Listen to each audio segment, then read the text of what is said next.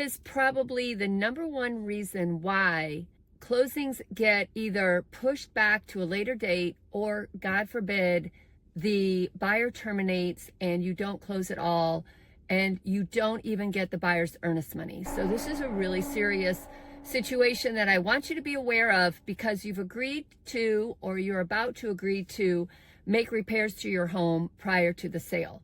So some things that are super important for you to pay attention to.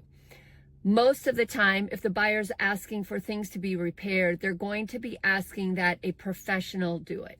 A professional plumber, a professional electrician.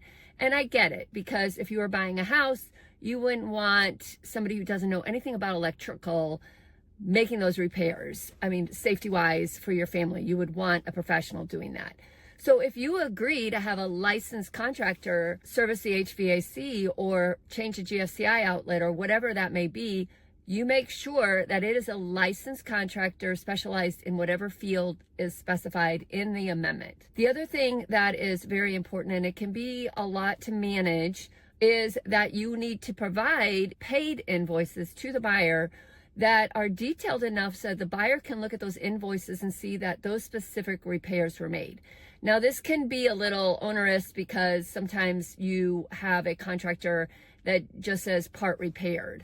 That's an example of one I saw recently. And that doesn't say what was the part repaired on. Was it the upstairs HVAC or the downstairs HVAC?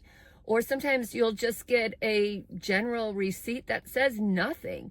None of these are going to be sufficient for the buyer. So make sure you get those detailed receipts. Not all repairs require a licensed contractor. There may be things that you will be doing yourself.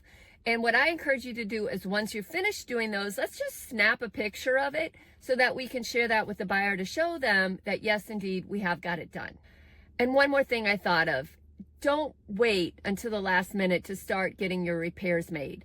Getting in touch with contractors, getting them to communicate back and show up on time, that can be a hassle and it can take time. And the buyers are going to want to see that you're making an attempt to address all those issues sooner rather than later. Keep a log of everything you've done and send it to me, preferably all at one time. That kind of makes it easier keeping track of everything so that I can share that with the buyers. Now, of course, if you have any questions or you anticipate any sort of delays with getting things fixed, you need to let us know as soon as possible.